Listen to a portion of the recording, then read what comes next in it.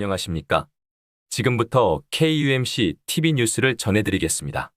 코로나19 감염 사례와 입원 자수 등 LA 카운티 내 지역의 확진자와 사망자들이 꾸준한 감소세를 보이고 있습니다.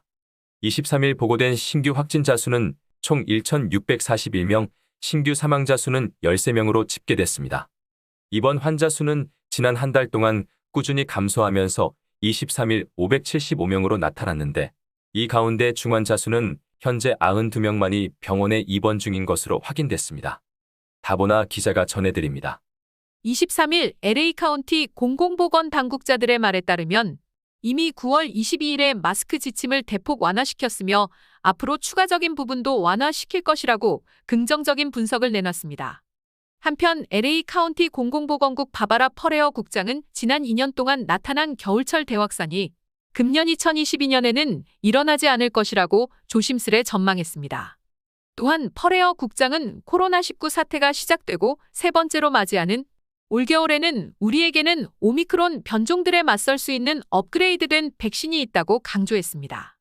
오미크론 확산을 겪었던 지난 겨울과 2년 전 초기 코로나19 백신이 널리 보급되지 않은 그때의 상황과는 확연히 다르다고 말했습니다.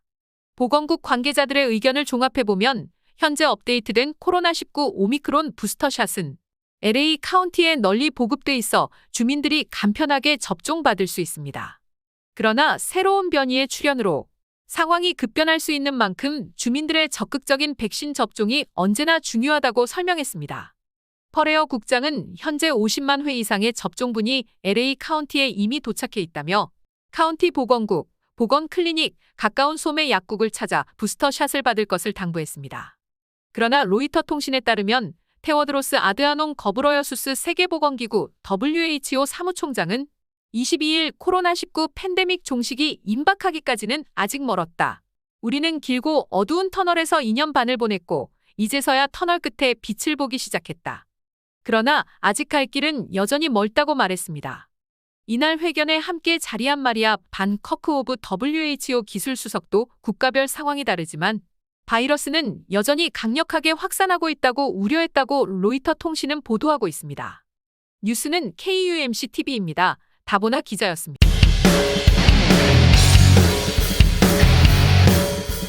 세계적인 전기자동차 메이커 테슬라가 차량 창문 안전 관련 기능이 제대로 작동하지 않아 미국에서 100만 대가 넘는 차량을 리콜합니다. 22일 미국 도로교통안전국은 테슬라의 세이프티 파워 윈도우 결함이 승객에게 부상을 입힐 수 있기 때문에 109만 6,762대의 차량을 리콜한다고 공지했습니다. 자세한 내용 다보나 기자가 전해드립니다. 테슬라 리콜 대상 차량은 2017년부터 2022 모델 3인 세단, 2020년부터 2021년까지 모델 Y SUV, 2021에서 2022 모델 S 세단과 모델 X SUV 일부입니다. 세이프티 파워 윈도우는 창문이 자동으로 닫힐 때 장애물이 감지되면 자동으로 내려가는 기능입니다. 이 장치는 어린이 등이 창문에 끼는 것을 방지하는 안전장치입니다. NHTSA는 파워 윈도우 소프트웨어 버그로 인해 창문이 닫히는 과정에서 물체를 감지하지 못해 승객의 신체 일부가 끼는 등 부상 가능성이 있다고 밝혔습니다. 이 같은 파워 윈도우가 연방 차량 안전 기준에도 미달한다고 말했습니다.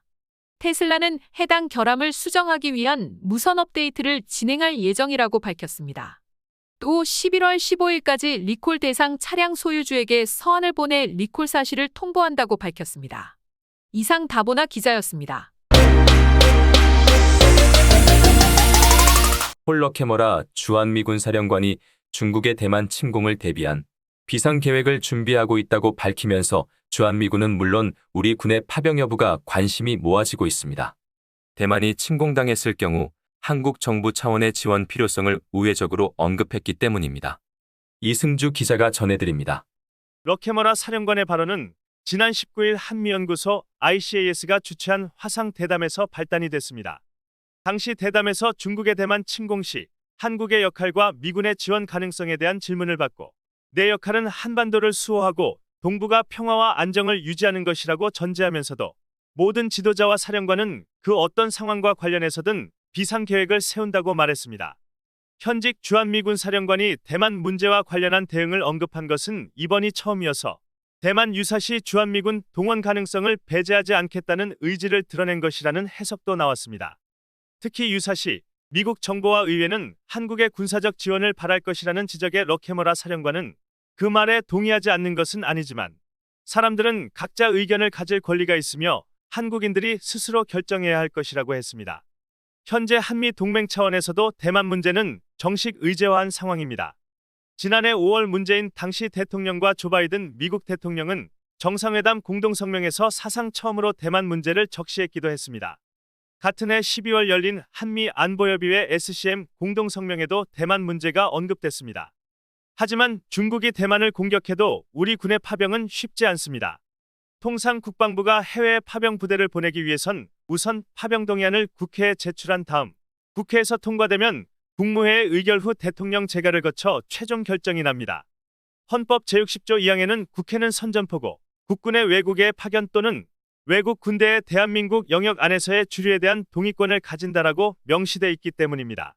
한편 한국군의 해외 파병 규모는 1965에서 1973년 베트남전 파병 인원이 32만여 명으로 가장 많았습니다. 이후 1991년 걸프전을 비롯해 주로 수백 명 단위 파병이 주를 이루기도 했습니다.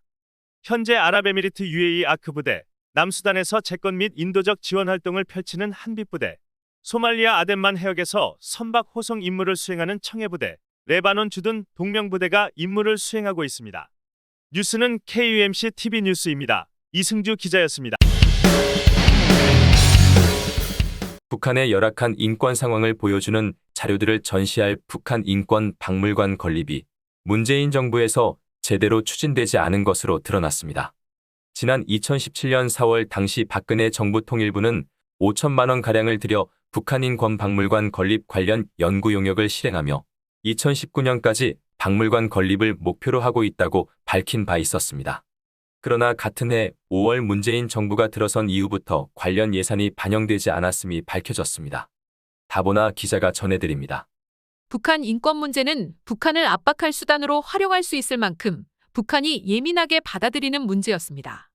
문재인 정부가 2018년 남북정상회담 등을 거치며 북한의 눈치를 보고 인권박물관 건립에 소극적으로 나선 것이 아니냐는 해석이 나옵니다. 25일 통일부가 태영호 국민의힘 의원에게 제출한 답변서에 따르면 박근혜 정부는 2016년 북한 인권박물관 건립 기본계획 및 타당성 조사 및 2017년 북한 인권박물관 설치 운영 추진계획 연구 용역을 실행한 바 있습니다.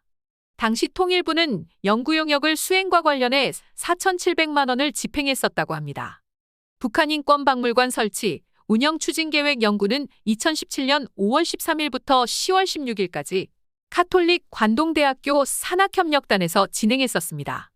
그러나 문재인 정부의 통일부는 2018년 예산 편성 시 재정당국과 협의 과정에서 박물관 건립의 시급성 타당성이 갖춰지면 검토하기로 하고 관련 예산을 반영하지 않았습니다. 역시 기획재정부가 태 의원에게 제출한 답변서에 따르면 통일부는 2019년에도 박물관 예산과 관련해 기재부에 별도로 예산을 요구하지 않았습니다. 이후 박물관 건립은 현재까지 추진되지 않고 있습니다. 지난해 국정감사 당시 이인영 통일부 장관은 탈북민 출신 지성옥 국민의힘위원회 장관의 북한 인권박물관 건립 추진 계획에 대한 질문에 한반도 평화 증진, 남북관계 개선 이런 것들과 관련해서 종합적으로 검토하는 과정에서 박물관 건립을 일단 보류했었던 게 아닌가 싶은데 다시 한번 들여다보겠다고 답했습니다. 탈북민 출신 태영호 의원은 문재인 정부는 김정은과의 대화에만 신경 쓰느라 북한 주민들의 인권을 무시했다며 윤석열 대통령은 북한 주민의 인권을 개선하겠다고 약속한 만큼 북한 인권박물관 건립이 조속히 이뤄지길 바란다고 말했습니다. 이에 대해 윤석열 정부는 북한 인권 문제를 적극적으로 들여다보겠다는 방침입니다. 북한과 관계 진전을 위해 북한이 민감해하는 인권 문제를 쉬쉬했던 문재인 정부와 달리 원칙론에 입각해 남북관계 정상화를 모색하겠다는 보관입니다. 윤석열 대통령은 후보자 시절부터 북한 인권 문제를 국제사회에서 공론화할 필요성을 적극적으로 제기해왔습니다. 먼저 윤석열 정부는 지난 5년간 공석이던 북한 인권 국제협력대사를 임명했습니다. 아울러 통일부는 지난 6년간 축적된 자료를 망라해 북한 인권 현황 보고서를 공개 발간할 예정입니다. 또한 한국 정부는 유엔에서 유럽연합이 주도하는 북한 인권 결의안 공동 제안국으로 4년 만에 참여합니다. 문재인 정부는 남북관계 특수성을 이유로 2019년 이후 불참해왔었습니다. 윤 대통령은 지난 20일 미국 뉴욕에서 열린 77차 유엔 총회 기조연설에서 북한을 단 한 번도 언급하지 않았습니다. 다만 핵무기를 비롯한 대량살상 무기인 WMD와 인권의 집단 유린을 언급하며 우회적으로 북한을 압박했습니다. 이상 뉴스는 KUMC-TV입니다. 다보나 기자였습니다. 북한이 25일 탄도미사일을 발사했습니다.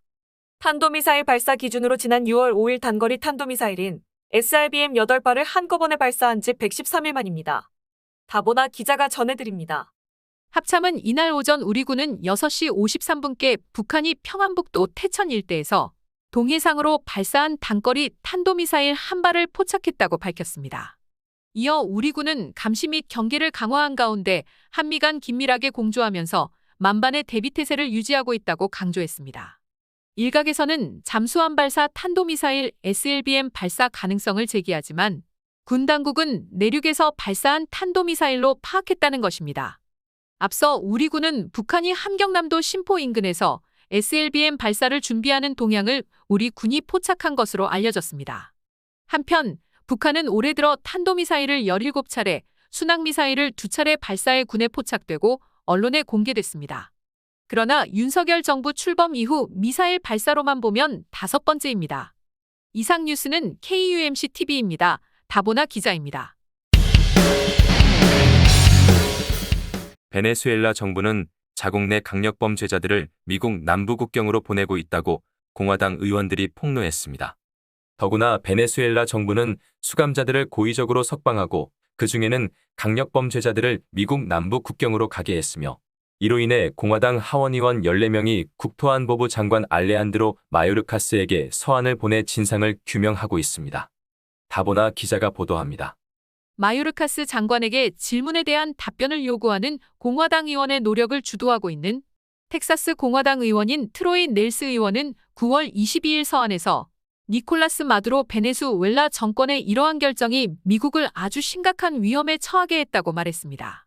서한에서 최근 미 국토안보부 DHS가 국경 순찰대에서 접수한 정보 보고서에 대해 심각한 우려를 표하며 요원들에게 미국과 멕시코 국경으로 향하는 이민자 캐러밴 가운데 베네수엘라에서 온 폭력 범죄자를 찾도록 지시했다고 인터넷 신문인 브레이따트에 최근 보도했습니다. 이 매체는 지난 9월 18일 미국 관세국 경보호청 12핀 의 익명의 출처로부터 DHS 정보 보고서를 검토했다고 보도했습니다. 보고서는 살인, 강간, 강탈 혐의로 유죄 판결을 받은 수감자들을 포함해 석방된 수감자들이 최근 7월 멕시코 타파출라에서 남부 국경으로 여행하는 이민자 캐러밴 안에서 목격됐다고 경고했습니다. 보고서는 또한 베네수엘라 정보국인 볼리바르 국가정보국이 의도적으로 수감자들을 석방하는 역할을 했을 수 있다고 밝혔습니다.